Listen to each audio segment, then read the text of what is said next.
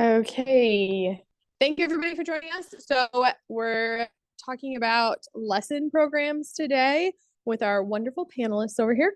So I am going to pass over the mic to these wonderful individuals and we're going to ask them some questions and go from there. So we are going to start by having you each introduce yourself and tell us a little bit about your program that you have and what type of levels you provide individuals. Does that sound a good place to start? Okay, here we go. Hello, I'm Jessica Bein from Scottsdale, Arizona. Our program, we start from first ride all the way to a national level, and we love getting people who've never been on a horse before. Our goal is to grow horsemen, not just get people on a horse and into the show arena. Whatever direction they go, we want to be part of their journey. Thanks, Jessica. I'm Deborah Johnson from Reno, Nevada, and we own and operate Reno Tahoe Equestrian Center. We have about 30 horses out there. Most of them are Arabians, half Arabians. We have some other breeds in our barn as well. So we can expose our folks to Morgans, saddlebreds, and then Arabians. And then if they do just like Jessica does, they start with us with the complete newcomer program, how to put a halter on. And then if they want to compete into the entry, national, international level, they just happen to be Arabians because that's what they ran into. And so we're very proud of that. And we have about probably 150 students in our program. Turn to you. Okay. My name is Ronnie Bartholomew. I'm from Syracuse, New York. I operate RGB training and sales. Same thing as these ladies. I have everything from beginners all the way through riders that go to nationals. My primary focus is sport horse with our Arabians. We have a few other breeds like you do as well. But kind of like you, if you guys want to go on to nationals, they kind of have to just stick with Arabians. And really quick, we also have Lynn with us. So Lynn, if you want to go ahead, introduce yourself, what your program is. My name is Lynn Almond. We built our place a very large riding focus from the very beginner all the way up, and then we've got a large national show team program for the show circuits, and that's where we steer our people to. So what we use our program, still our training and our show program. We operate like 200 lessons. We do.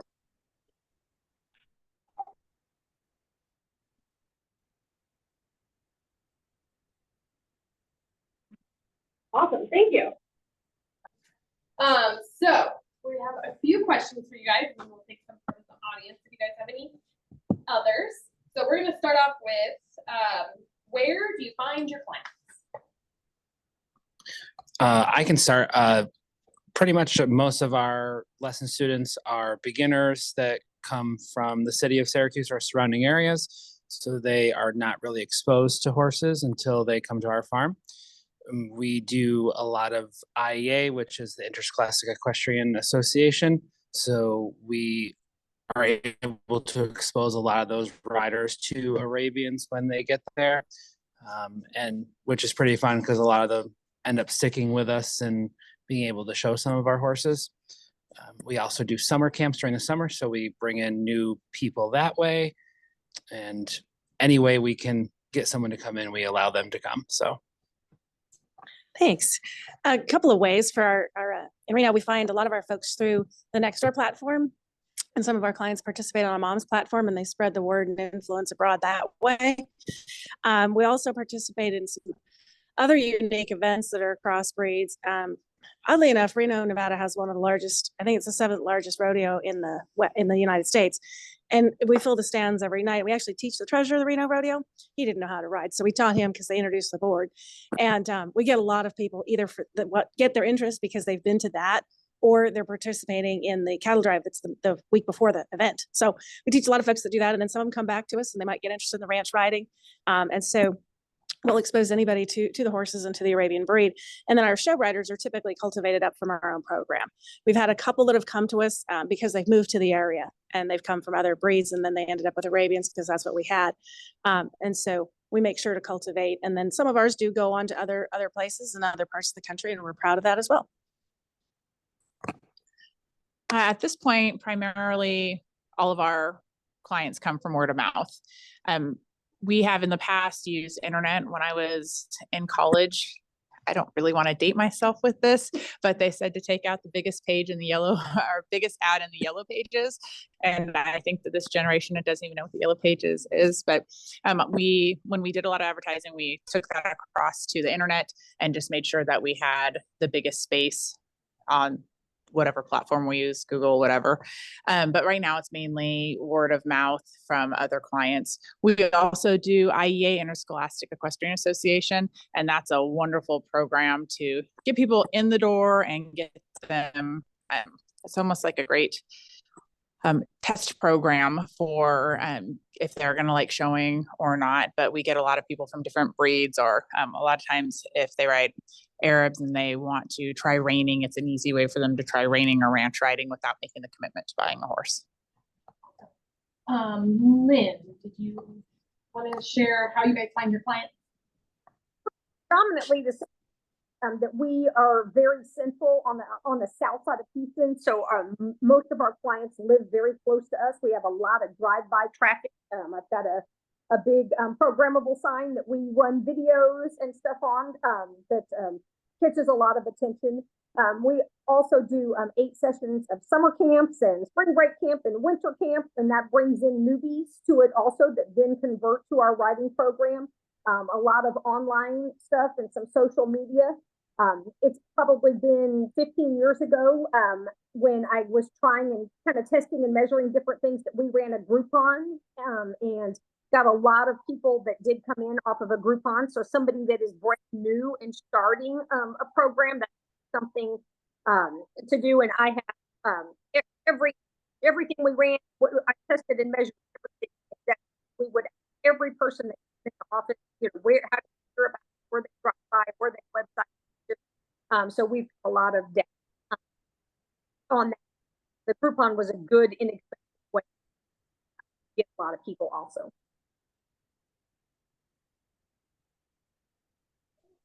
Okay, next question. We'll start with this.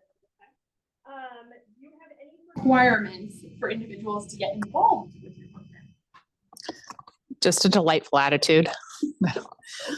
No, when people come in, we have, we prefer not to start anybody under 5. At 5, we'll give them a try, and we'll just give them like an honest conversation. Maybe your kid has the attention span to go on at 5 years old. Both my kids would take a really good lesson one day, and the next day want to write their name in the dirt or draw a rock in the dirt, whatever it is. So it just has to be patient, but we're going to charge you the same anyway. As soon as you're scheduled, we have provided a person and a horse for that time. And if you're ready to do that, that's fine. And we go all the way up.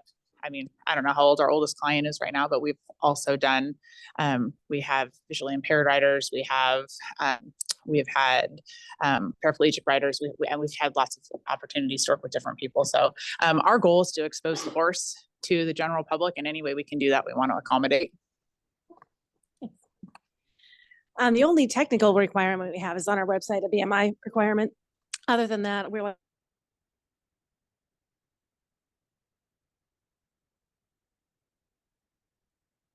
physical limitations to get on the horses. So we'll try to find the best one suited for them so that they can have a successful experience.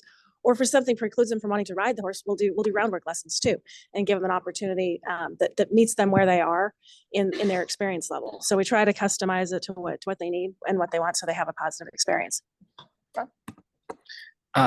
Same as these ladies, we will start them fairly young at around 5. Again, it's going to depend on their attention span. Just makes me laugh because you're totally right about them drawing in the dirt. You know, but and one, you know, that love to draw in the dirt is here riding, so which is pretty awesome. But same thing. I think it just depends on their attention span, being able to get them engaged. And I don't have any other requirements. We ask them to bring a hard-soled shoe when they start, and we'll have a helmet for starting this time. And we're the exact same. We do have something set up for ages 3 to 5 that we just call a positive, safe riding experience, which is more like just a pony ride, but it's going through the motions. And that's often for siblings that are younger, where they've got their older siblings in lessons, and we don't want to exclude those guys. But generally, we start at 5. Our camp, we start at 6 because that seems to be a better time for them to stay for a longer period of time. But that's really our requirement. They must wear a shoe with a heel, or preferably a boot. We do have helmets that they can start with. Then after they continue to ride, then they do have to require, they are required. Okay, so Lynn, we're going to start with you next. The state of New York does not require our instructors to be certified, but the instructors that I do have, I do require insurance to be covered for them. And luckily with our new USCF rules, we're able to use some like past students that have already went through my program, or amateurs that can now utilize the USCF program where they don't have to be a professional and teach beginner lessons. All of the students that go to larger horse shows are instructed by me, so we don't have any conflict with that. So that's been a huge help. Thanks. There's 2 of us that teach at Reno Tahoe Equestrian Center, and we're neither one officially certified. I looked into that years ago when we had quite a junior teacher program that we were building. And at the time you had to have jumping horses, and we don't have any. So I'll have to explore that when I have a little more time coming up here in December. But my other instructor is actually sitting in the room with us here, Emily Carpenter, and she's been with me since she's 6, and she's now 29, pursuing her judge's card. And I couldn't be more proud in being able to mentor and lead someone into this industry so well, and see her so qualified. She's ridden and shown in all the disciplines. And so I feel very comfortable whether she's teaching a 5-year-old, our riders that are here at the Youth Nationals, and anyone in between. So it's been great. We hire only independent contractors, and we don't require any certification for like a riding instructor certification. But in the past, I have done a certification through the American Riding Instructors Association. I thought it was a good program. I think it's a great program. It just was too much for me to keep up on, and it didn't benefit my program at all. I do think that there is validity to it. For our program, I'm big on continuity. So we currently have 3, I'll give a strong 3.5 instructors, but 3 instructors that teach full time. And for those instructors, we have all the same warm-ups. I mean, the goal is when they start in the beginner program, I don't do very many or any beginner lessons. I wish I did, but the time does not allow for it.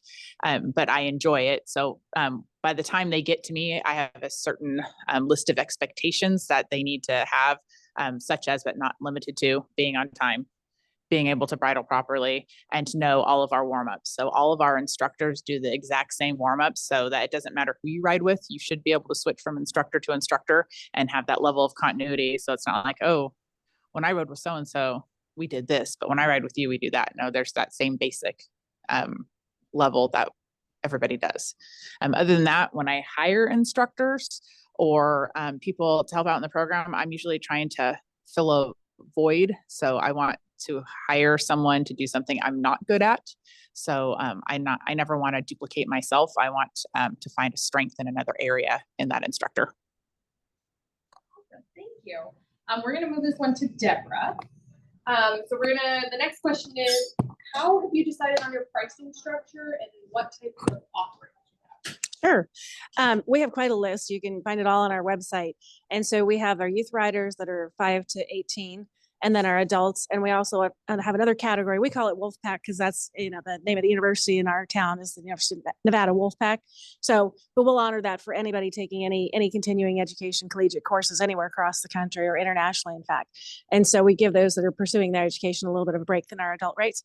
So we tried to keep the pricing where we're probably right under most of the other individuals that are teaching in our area, because we want to meet the members where they are and be able to not have this sport become where the finances are the boundary from participation. So trying to take that mantra of joy of the horse to all levels is really important to us. And so they can come in and do an adult youth lesson for 60, adult The adults are 80. And then if they do a credit or debit card, of course, we do that. So they get the cash discount if they want to do the other. And then we have the groups also, and those are 3 to 4 riders.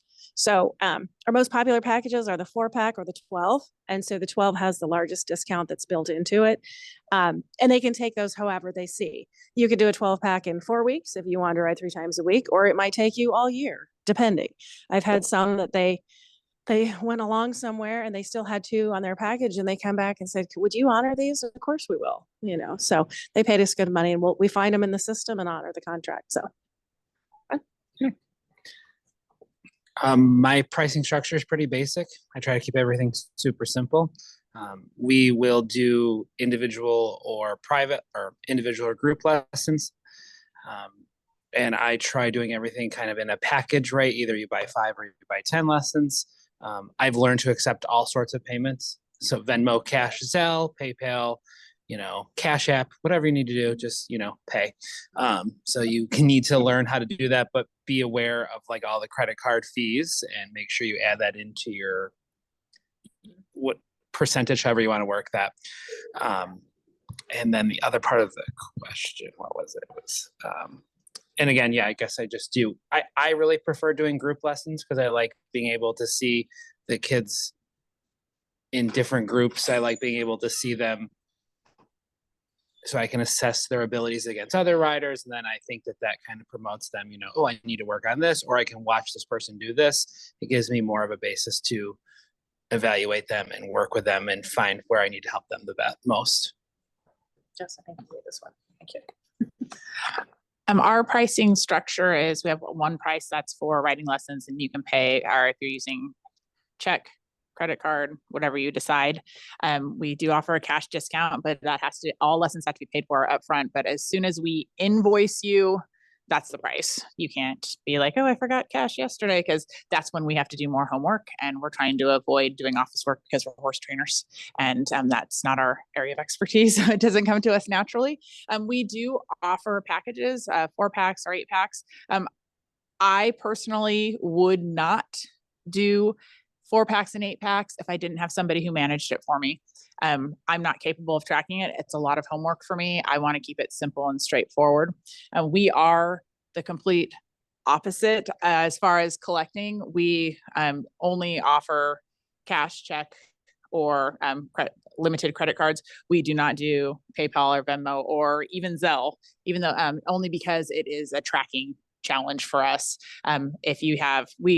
We do 75 to 100 lessons a week. So if we have one person paying with Zelle, one person paying, or, this way or that way, it's fine if they do the same thing every time. But when they pay with cash one week, Venmo another week, and then they would like you to run their American Express another week, it just becomes a office nightmare for us. And I don't know how you guys, if you have any of those issues, but I can explain how to do it. well, I would love to hear it, because I would love to learn something here.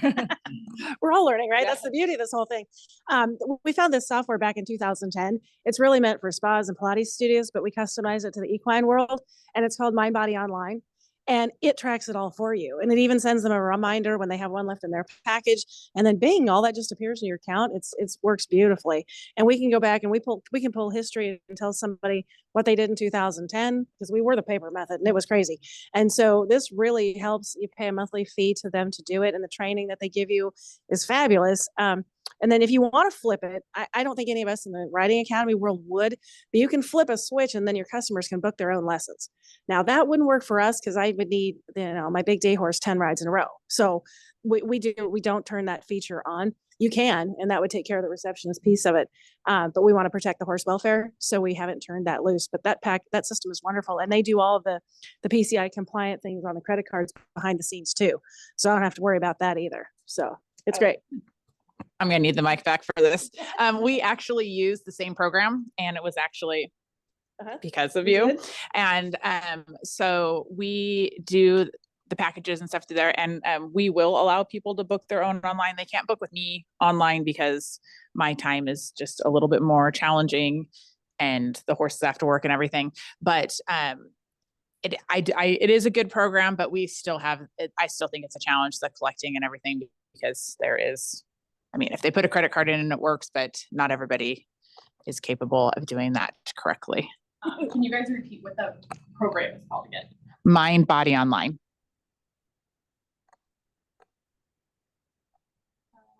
Lynn, let's have you with Can you hear me? your Yes, in your offer. Okay. We use the booking system called Booker, which MindBody bought Booker a couple years ago. We have not switched over to MindBody because there is several things that we liked about the Booker system better, but we are not getting the support that MindBody wants everybody from Booker to buy their program.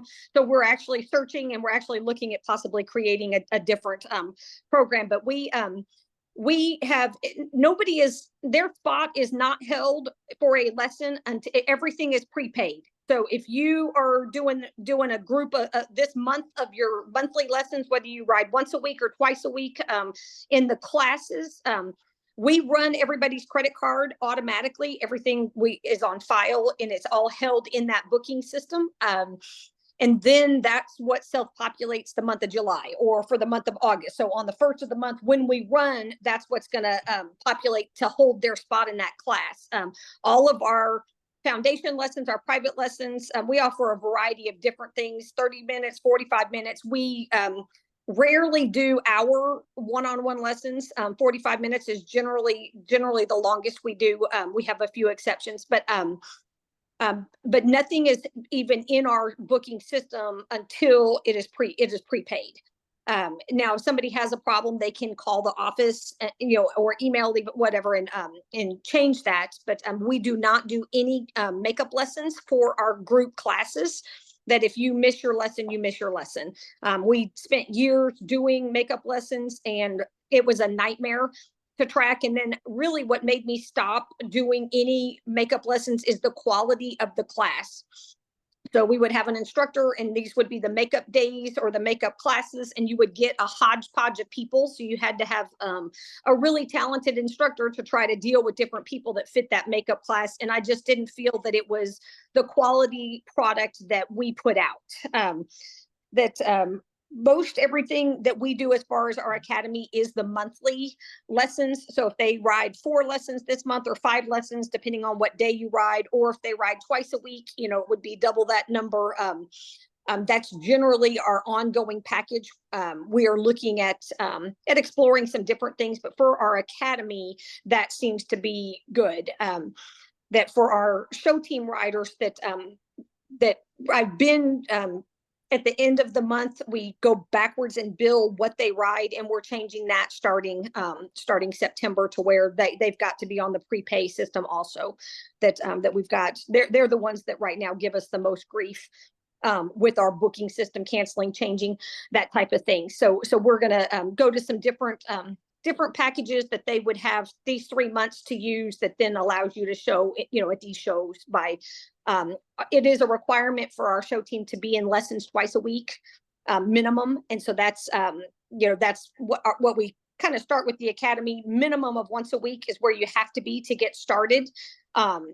It's hard when we are so booked that we can't get our lessons in, that they can come for their first ride and we can't fit them in for 2 or 3 weeks for their second one. That's a problem that we deal with. But we're always hiring, always hiring more people. But that would be kind of where I say that it has to be prepaid. And I would recommend people get away from a makeup lesson. When we finally made that call several years ago, it's just made things so much better, and the pushback was really minimal on that.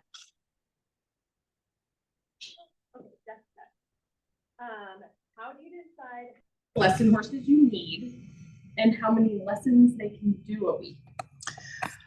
I think we have a very different schedule than most people do because we have a lot of reining horses. So our goal is for the horse to give 5 lessons a week. We don't have many that do more than that. So the beginner horses, if they go twice in one day, that's not a crisis, but most of ours do not. Our lessons are a little different time-wise. We book your time with the instructor is 30 minutes. There's someone there to help beginners get ready 30 minutes before and 30 minutes after. But we do seminar lessons, not group lessons. And that is like-minded individuals, like maybe it's a horsemanship seminar or a reining seminar or a short stirrup seminar. And those ones are an hour. So it really depends on the horse, but we try. So if we have a reining horse, it doesn't do 5 reining lessons in a week. It'll do maybe 2 reining lessons in a week, and we'll put it in an up-down lesson just so it gets worked. Some might just walk and trot one day and do horsemanship another. So we probably use ours a little less than other people do, but they're also frequently doing a lot more because they're reining horses. We track ours and similar, we try to keep them to 1 lesson a day, and we teach Wednesday through Sunday. So our weekends are certainly the largest, and we'll do up to 25 lessons each day of that. And then during the week, our homeschoolers and whatnot will come Wednesday, Thursday, Friday, and then the peak times after. So, we're not quite as high in the count, but we only have 2 of us. So, we're doing the best we can do, and trying to fit all that in and keep the horses happy. So same idea, where if they're just doing a walk only or maybe a walk trot, they might do 2 in a day on those weekend days. But the ones that are doing the intense saddle seat lessons or the intense hunter or Western, they're not. Otherwise they're going to get burned out, and we have to put the horse's welfare first, and that's paramount. And we've had, unfortunately, a couple of people that they don't get that, and then we just have them be happier elsewhere, because for us the horse welfare has to be number 1. It's kind of similar to Jessica's. My program is a little bit different because we do a lot of over fence lessons. So over fences, we only allow our horses to jump once or twice a week. And then they can also do a flat lesson in the same day. My horses, they have to work for a living. I get it, but our horse welfare is also important to us.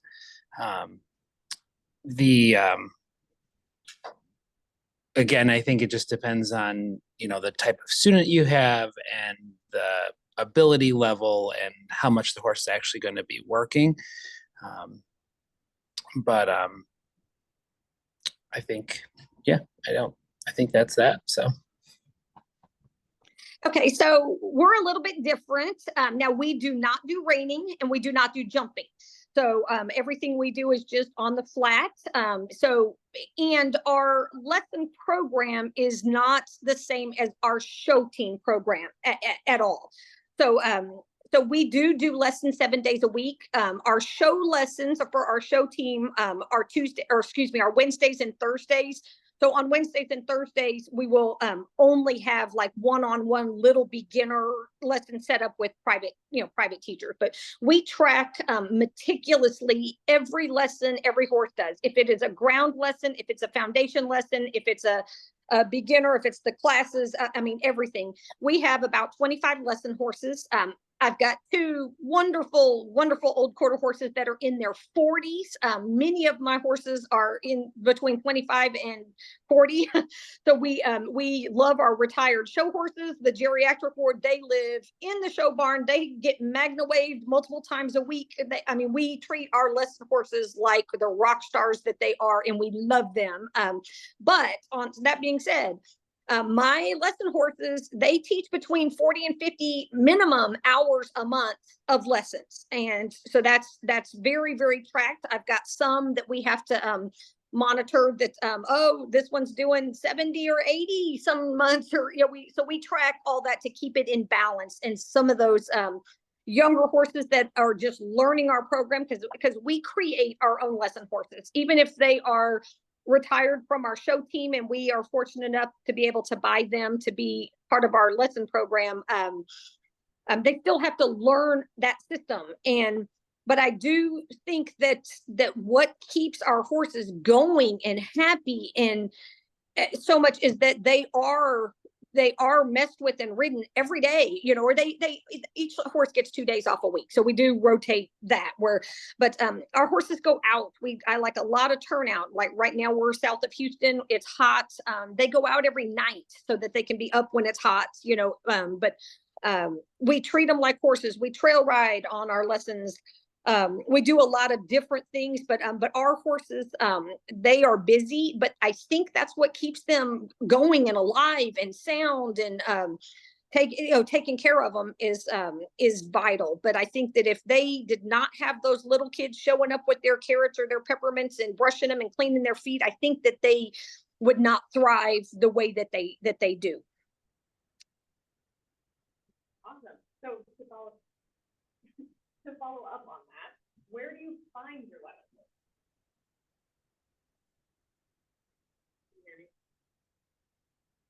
Where do you find your lessons? Are you asking me? Yep. Okay. Many of our lesson horses are retired out of our show team that sometimes people upgrade and want their horses to stay in our barn. That we have a large barn, about 75 horses, and everybody's family, everybody comes to the barn multiple times a week. They live close. It's a very active barn.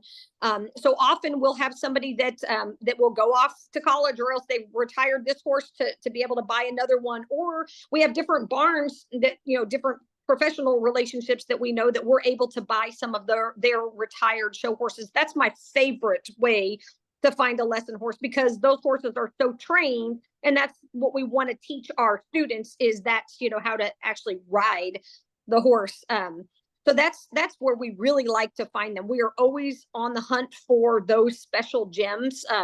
Sometimes we'll find a lesson horse and it does not want a variety of different people riding it. It really wants to bond with an owner, and we'll try to find that special person for that horse so that's they can be happiest. But I think that we try to have our horses do what they're good at and what they enjoy, so we have happy horses, and then we try to flip that over to our lesson program. So really a lot of it is through our contacts through the other farms and barns, and people that are maybe replacing or stepping up their horses, and that we can acquire those horses and they become just gems in our program.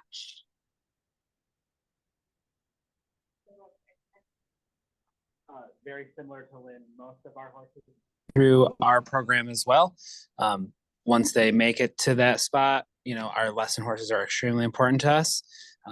But we try to create all of our own horses. I mean, I can't go out and buy a half Arabian that can do all the things that I want to do, in the Arabian world, there's not that many sport horses out there as lesson horses to buy. So we're always just trying to create them. I am always looking in very creative places for lesson horses. I mean, one of my best horses I bought off of Craigslist, probably the best $500 I ever spent in my life, right? Or if I'm on Facebook and I'm always seeing horses for sale, I will contact one of my friends that lives in that area and have them go look at that horse for me. I cannot afford to buy a high dollar horse, so we have to work within a budget, especially for a lesson horse, if you want to be able to make money off of your lesson program.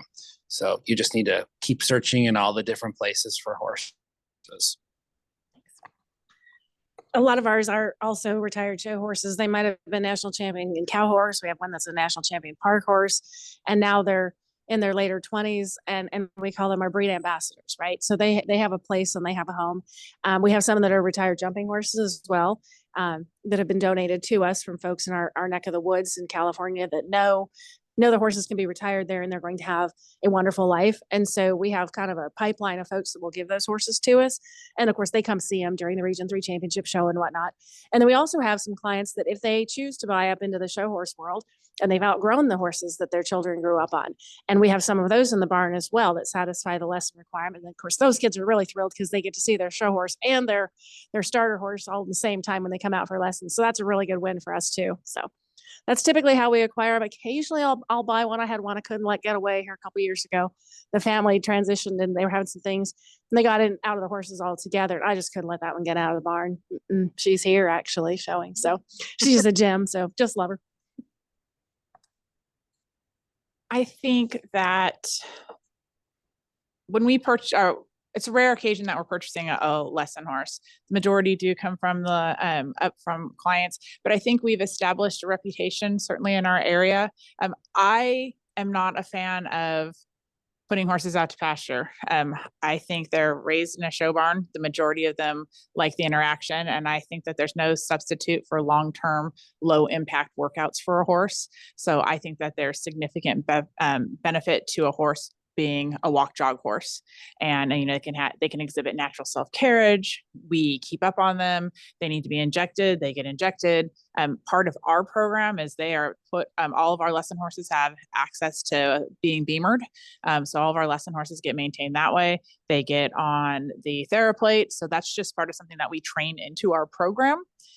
So we inherit a lot of horses, but that means sometimes we get them for a reason. Nobody gives you a sound, healthy, middle-aged horse that can go be successful on a national level. So there's lots of maintenance that goes into it. And every once in a while, we'll get one that doesn't, that we end up just caring for the rest of their lives. Secondary for our IEA program, because we need reining horses, our IEA program is a 501c3. So we have been able to accept donations of some high quality reining horses that did not work out for other people. And I tell people all the time, it kicks when it changes leads. Great. We'll teach them how not to do it. It runs out of the corner. You don't want to show it anymore. Great. We can handle those things, because to me, I look at those as learning opportunities for our kids, but that's been a way that we've been able to acquire some quality lesson horses. Okay, so we're going to go to a few questions that we have online, and then we'll open it up to questions with anybody in the room. So the first question, and whoever wants to answer this is more than welcome to, is how do you schedule or set up your ground or in-hand lessons? And do you require riders to have many lunge line lessons or unmounted lessons to learn good horsemanship? And have you integrated any of the teaching about learning theory, positive reinforcement, negative reinforcement, and basics of equine welfare, tack fit, all the stuff outside of riding? I don't mind starting. It's a non-negotiable for us. Our first lessons are bareback. We have a whole balance thing where we want to teach you to feel the horse, not the attack and the equipment, and learn basic balance. It is also a non-negotiable for us that we are a very hands-on program. Curry, hard brush, soft brush, pick their feet. It is, I don't care if you're 5 or 75. I can say that comfortably because we have all those. I have a passion for the horse. I want to share that passion for the horse, and horse care is an important part of the program. And I tell people, if that's not something that you want, there's a dozen other programs in our area who would be happy to accommodate you and hand you your horse. There's nothing wrong with it. It's just not what we do here. There was a lot in that question that I think so. I have one instructor in particular who is very good with groundwork and equine behavior. So she spends a lot of time just talking about that. And again, we're trying to create good horsemen. So I feel like we intentionally spend the time. And I think the majority of quality lesson programs are looking to share that experience. Ditto to all that. Same, pretty much to the letter. I think, what was I going to add to that? That was so well done, Jess. It was good. It was good. If they don't have the passion and the welfare of the horse, right, and getting to have that respect for the animal, you look at all the other sports that the children and adults can choose. And what is unique about our sport is that the horse is part of the athlete as well. And so that athlete has to develop a relationship with you. And I think that's where we try to tie in the communication piece so that you can, tell them to be off their devices. This is not the time. You can't click the horse away. You have to put that aside. And our adults find that really refreshing. Our children, when we take the phones away some Saturdays, they're thrilled too, actually. They have a whole different experience when we take the technology out. So using the horse as a way to teach those empathetic skills and teach the two-way communication is one of the things that we definitely feature as well. And whether they're on the ground or in the in-hand lesson or on the rope lesson, any of the three, it applies to all of them. I'm right there with you guys as well. Same, Jess did a really good job at saying everything. Agreed, good job. The only thing I guess that I would add is I really enjoy watching a lot of our students. They grow up and they come off of the beginner horses, they start riding a more advanced horse, and then we will even start a lot of horses. So that's when you kind of create more feel, you create things you learn from the ground. I think you have to be very careful when you the state that I live in, very careful with insurance things. A lot of barns around me don't even allow horses to be let in and out of the paddocks. Like because of insurance. I do. So we have a very large insurance coverage for me, but I mean, you have to be very careful with the aspects of horses now. But I think that general horsemanship is something that we're all trying to create. That's our future, and that is what our students need to learn. And I think that when you get into more of the general horsemanship and the harder work, you get to see what kids really want to be involved. I think that weeds out the ones that want to just come and take a picture and say that they're a horse rider, so that's kind of my deciding factor, where I see which ones really want to be at the barn and work and actually put some sweat equity into it. Okay, so I think and agree 100% with all three of y'all that the horsemanship part of riding is vital to this. And one thing that our entire program is based off of, we positively impact people's lives. That's my philosophy in whatever I get into. That's what I created through this academy. And so we do that through horses. So we positively impact people's lives. And a lot of times I find that it's not just the time in the saddle and the lesson that they're learning. It's that time they get to spend with that horse and grooming that horse or rinsing it off or taking it out to eat grass.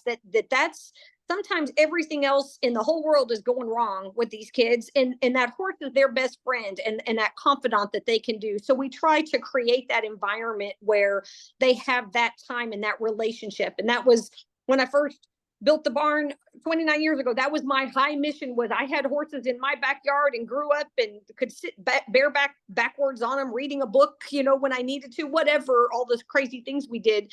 And I wanted to create something that people that were not fortunate enough to have that experience could still have that bond with that horse for what that horse can do for your soul.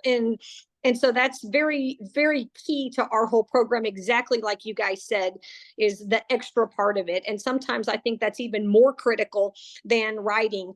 Back to do we do lunge line lessons and other kind of lessons?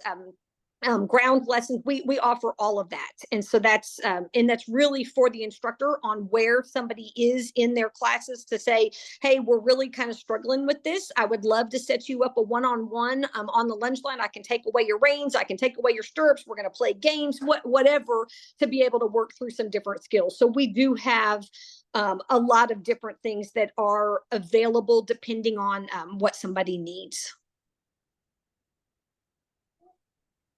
Okay, next question. I think you guys have answered half of this question. So, and we probably only need one person to answer, but that's really the mistake for everybody. Your students groom and pack up themselves.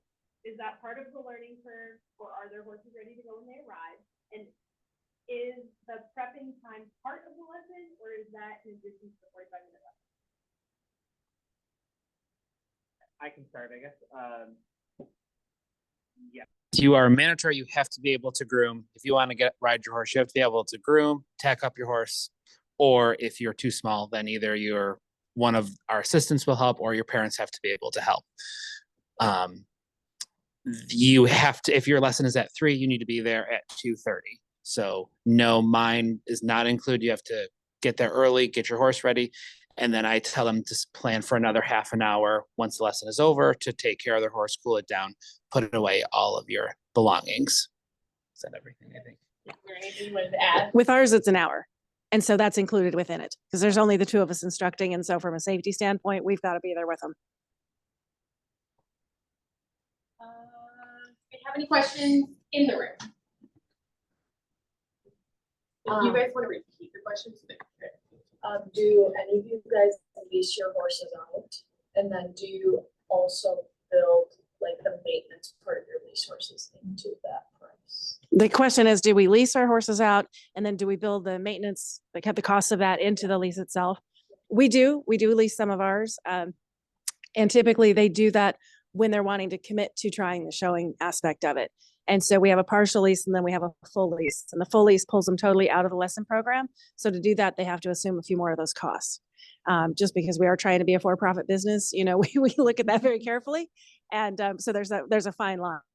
So in fact, one of our leased lesson horses is here at the Youth Nationals. And so they are on exclusive lease, and they get that. They totally get it because she hasn't been in lessons if she was going to be competitive here in the 14 and under. So yeah.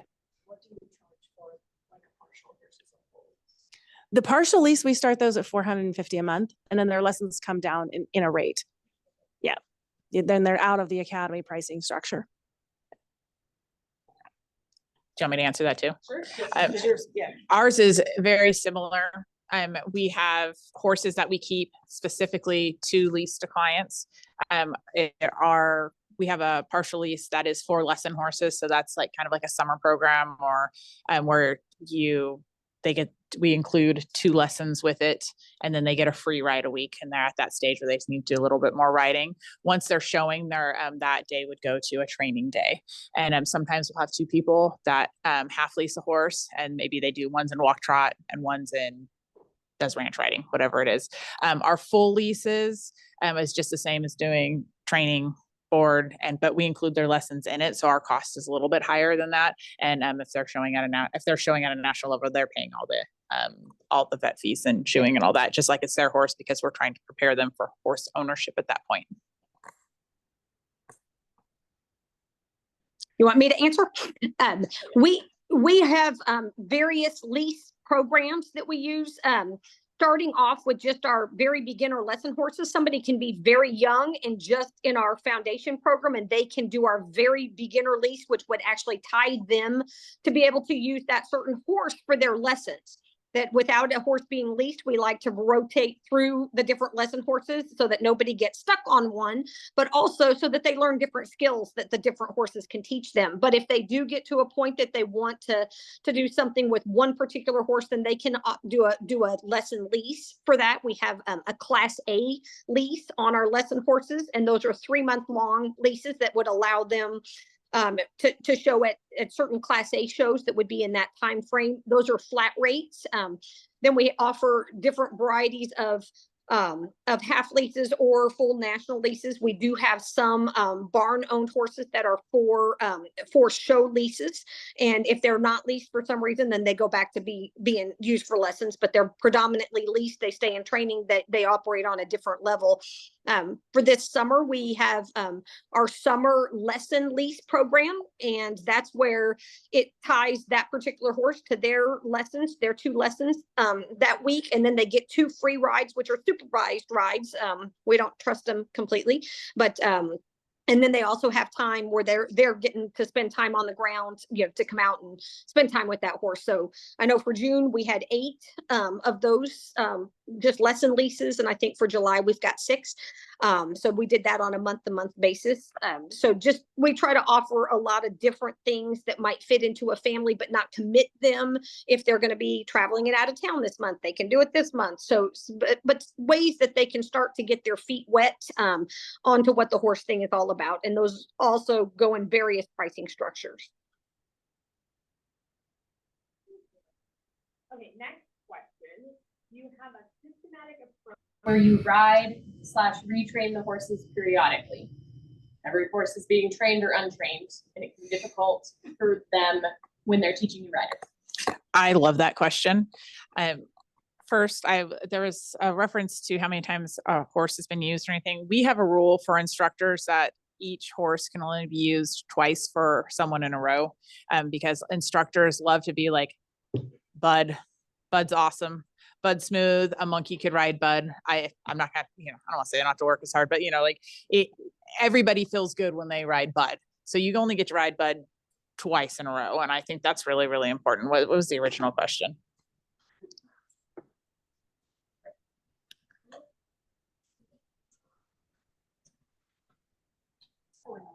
Yes. So our older lesson horses, so I'm going to say the 20 plus, absolutely not. They don't need us. They're doing up downs. They are on that low impact. Our younger ones, like I made reference to a reining horse that was donated to the program. He was 5 years old. So obviously we're not going to feed him into the lesson program. He works predominantly with the IEA program, and he works predominantly with the reining riders. So they're a little bit higher level, but when we get a new horse into the program, we actually keep them in training. So we'll only use them for a couple lessons per week. And I'm guessing with your English horses on your higher level, you're probably doing that as well. So yes, we are very big on schooling them. And one of the programs we have with the half lease program is sometimes we'll have clients who half lease one of their show horses to us, whether it's an older one or maybe one that they're still showing. So they get more training time that way. And that's been a huge benefit to us and keeps our quality up quite a bit with the lesson horses. We actually, very similar to Jessica, and during the COVID months, we were shut down completely. The Nevada shut down for quite some time, and we were back riding all of them. So that was like, whoa, I'm back to being 25 years old again. But that also gave us some enlightening that we changed up a couple of things about our procedures post that time in COVID. You know, we all learned a lot of things. And so that was one that a couple of them, they really felt the joy of having that leadership once in a while. So some of them told us that they wanted that and they wanted a little bit quieter environment. And so we listened to the horses on that. And so they're all a little different, but the ones that do a lot of those up downs, they're good to go. They just want their humans around. They're not changing. Yeah. And in the COVID, we kept the humans around through the virtual stuff. You know, so we did barn tours and things. And so we'd carry the computer around and the kids could see the horses and they realized the world was still spinning, and it worked out really well. But we took those lessons forward. So similar, my lesson horses, since a lot of my horses have to teach beginners all the way through advanced riders. So by being able to change the riders around, we try to keep them engaged. We try to keep them trained. If we see a horse that's starting to not really like the lesson program, maybe we shift that just to the more advanced riders and they put some more training time into it. And then, go back to doing beginner lessons. I think you just have to read your horses and figure out what's best for them. And we're very, very similar to that I said before, that Lori generally will try to teach our instructors a lesson once a week. And so they'll pick different lesson horses that might need a little schooling, so that when she's giving them that lesson, that they're kind of killing two birds with one stone. If a horse is needing a little bit of extra, and that's good for that instructor that's using that horse to actually be riding that horse, but still in a lesson on their own where they're kind of getting their instruction, but having to make that horse behave. But most all of our most of our horses, they're so good, they're so trained, they're so grateful for their life that we rarely have to school most of those older ones, but it's some of the younger ones that we're creating to be those amazing future lesson horses that still need a little bit of work. Okay, Lynn, I'm going to have you answer the next one. So we have 2 questions left, and then I have 1 question to round us out. Are your riding contracts available online? And if not, is that something that you would be willing to do? Yeah, I don't think that they are available online. I know we have people come into the office to fill out all of their paperwork, and absolutely we are willing to share anything that we think. Every barn should have a lesson program for so many reasons, and we would love to share. And after all of this, when we post the replay, we'll make sure to include everybody's contact info. So if you have a certain panelist you'd like to reach out to, we'll make sure you have the info to get. Anybody else want to add to that? I have the same thing. I'm the same as Lynn. So if you have any questions, you can definitely reach out to me. My riding contracts and insurance stuff is not online, but I can send it on to anyone. Yeah, ours is not online either. However, and we have 2 types of contracts. We have one that's all encompassing with the training, the lessons, the showing, and all of that. And then we have a limited, more 2-pager that's more of a limited liability for special events, so that they're not having to get through an 8-page contract just to come in for an open house kind of thing. So we actually have paperwork available online. I say that I haven't looked to see how updated it is. We have an additional policy form that we have people sign, and we do it once a year, and it is pretty much any ridiculous thing we've seen happen in the last year. We just want to say that you acknowledge you cannot wear flip-flops in the barn. You acknowledge that you have to pay in advance. You acknowledge, please don't stick your fingers in the horse's mouth. But, pretty much anything that we've seen, or you acknowledge you have to put your stuff away, but anything that's on there, we do that additionally. Okay, last question from the audience. Do you have in-barn shows? We do have in-barn shows. And I feel like 10, 15 years ago, there was open shows or even smaller breed shows that we could get to take people to. I feel like at this point, our program has gotten to the point where there's so many people, there's no way we could get to, and we couldn't take 20 beginner people to an open show. That would be utter chaos.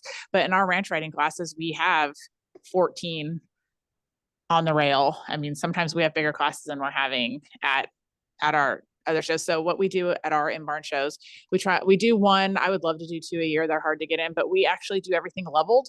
We don't do things age. So we have a beginner that's like a walk trot.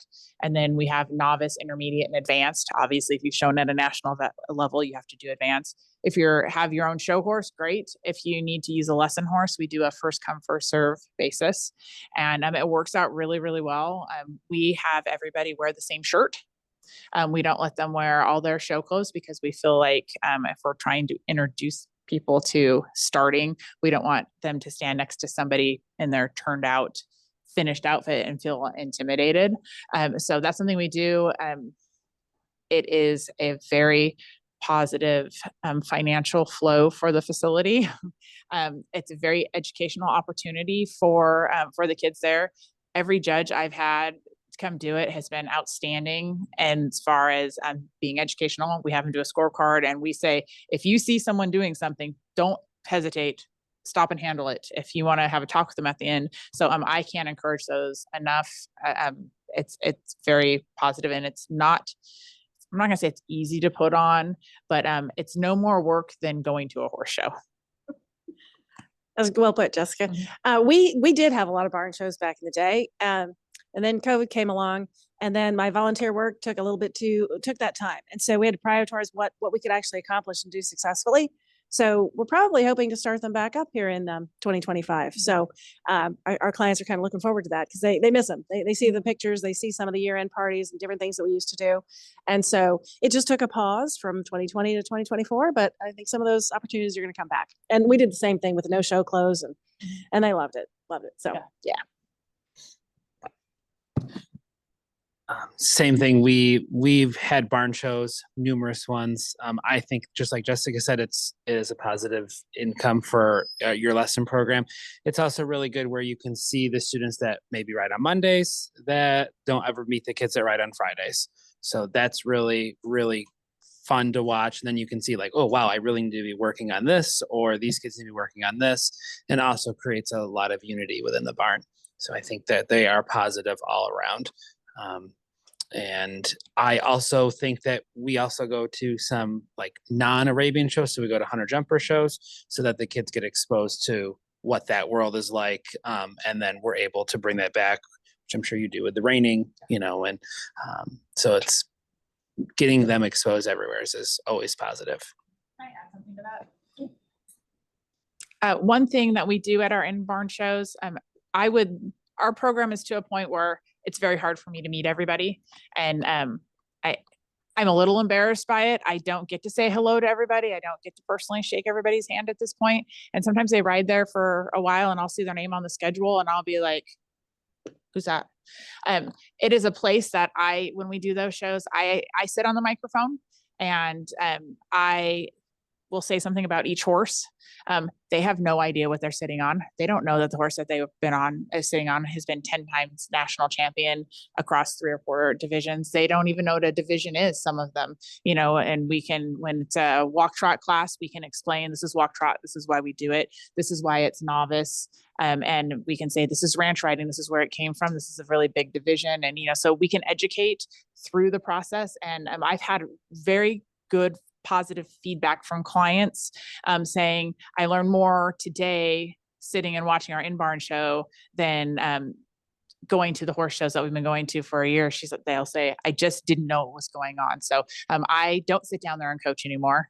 I make sure everybody's ready and I talk on the microphone and I do the announcing all the way through the day. And we've had really good feedback. Exactly what we do. So we have a spring and a fall barn show is what we call it. Everybody wears Bay Area t-shirts and it's strictly on lesson horses. So ours is very scheduled. It takes a lot of work on the prep side of it, because we might have to figure out, because we're taking people that ride 7 days a week. Okay, so what what horses do they ride and could they do well on? So let's put these 6 kids in this class. Okay, the next group will have these 6 kids, or this, so we try to keep it to about 6 in a class. I do the announcing, just like you said, Jessica. I don't do the basic teaching at all. So I've got a whole crew of instructors that do that. So I am able to tell them everything about, this is our oldest horse that we have, or I've owned Johnny for 25 years, or that we were able to get Callie, when her owner went off to college, and she's, all those little special stories about horses that they're riding, and that just makes them feel even more special. But and of course, I'm able to talk about what we're doing at this level and how they're learning these skills. And if somebody is maybe on a horse that's giving them a little problems, then me being the announcer, am able to say, Sal is being a little bit more challenging today, and really making, so Sarah, work on this, or I can still be positive and uplifting. But what we do have is, it's a big full day at the barn. So our we have a booster club for our show team. They will do barbecue and food. I usually have one of my neighbors has a snow cone business, and they got a huge snow cone truck and stuff. So they come out and spray snow cones for everybody. We try to have a lot of different things. We'll have different booths set up, different whether it be face painting or just different things. But then a big special part of that is our show team always does demonstrations, like during the lunchtime. So all the lesson people are there, and then I'm announcing about the show team, and here's what we're doing, and here's what we're looking for. This is for this pattern, or for trail, or whatever, to try to keep introducing those other elements of the show aspect to the academy. So it's two very separate organizations in the barn, even though we're all together. So there's a whole academy side, and then there is the whole show side. So I try to use our barn shows to merge those two together. And that way people can go ask questions to our show team kids. And the show team parents are there because they're helping, and they invite people to come talk to them about what this show family is all about. And I think it works very, very well. And the kids just are excited to go show off their skills and get their ribbons and their little prizes. And but I definitely think academy shows on lesson horses is a lot of fun. And we always have a fun class, which is egg and spoon. We start off with that just to, as a kind of an icebreaker, and since we are all on lesson horses, everything is like equitation and control, like an equitation class and a pattern class, your egg and spoon class, that we're not judging the horses against each other at that level. Okay. Thank you, everybody, for joining us. Before we completely end this, was there anything that anybody wanted to add as like a last, best tip that you guys have for somebody trying to start a lesson program, or one big thing? Oh yeah, something you wish you knew sooner in your program, as you guys have learned, or like one big aha moment you had, something of that sort. Just do it. I mean, don't be afraid to make mistakes. I've succeeded because I failed so many times using the wrong horse, whatever it is. Take your time. If you think you're going to do it, start building your tack and equipment sooner than later, and just start with one horse. If you give one lesson a day for 6 days a week, and then you add another one in, however you do it, but just do it. And it's okay to make mistakes, and ask as many questions as you can. Instructors have a teacher's heart. So none of us are going to turn down a question. And as a matter of fact, I would feel comfortable saying any of us are going to enthusiastically address a question. So don't be afraid to go and learn, or apprentice, or go look in someone's program. My favorite thing to do is to go to another barn and look at their training board and try and figure it out, ask questions. Yeah, absolutely. I think it's the positivity, you want to share and for have this sport endure long past any of us. We all have to pay it forward. And so if there's somebody that wants to start a program, any of us would be willing to share And, if you want to send over documents or you want some tips and tricks, just ask any of us and we'll be helpful with that, because mentoring this industry and business forward is paramount to everyone's success. If anyone has any questions, you guys are more than welcome to reach out to me. My number will be on the website you said. I think one of the biggest takeaways for me is to always have an open mind. You don't know who's going to be coming through your door that day. You don't know how much of an impact you will have on that person's life. I mean, the kids that I've taught for a long time, I mean, it's an amazing experience watching them grow up. But just always have an open mind and you will be successful. I agree with everything everybody just said. Exactly. One thing that I would add that wasn't mentioned, but from starting your business, as far as having a writing academy or lesson program business, I would view it as a business on that side. You have to be passionate about people and you have to be passionate about the horses. That's a given. But I would learn the business. And most horse people start with the passion about horses or the passion about people, and then we stumble and learn about the business side through failing miserably along the way. I think that the lessons are standalone. Our lessons, even when a horse is in training and stuff, they pay lessons. We keep everything separate because we start off in the academy and we move people forward that way. I firmly believe that people need to have a prepaid program, even from the beginning, and you need to posture yourself with that. This is a legitimate business. Somebody is paying for your time for this hour. If they ride from 4 to 5, they are paying for your time and your expertise from that time. And so to reserve that time, there is a cost for that. And that's something from a business side that I would say that we could coach people through. When you're first starting, you don't have the confidence necessarily to play that card. And I think it's vital from a business standpoint to really think of this as that you have to feed your horse, you have to take care of your horse, you have to do his feet, his vet work, anything that they need. You have supplied all of the equipment, you are insured, you've got all these other pieces, to this business. So that's one thing that I would add.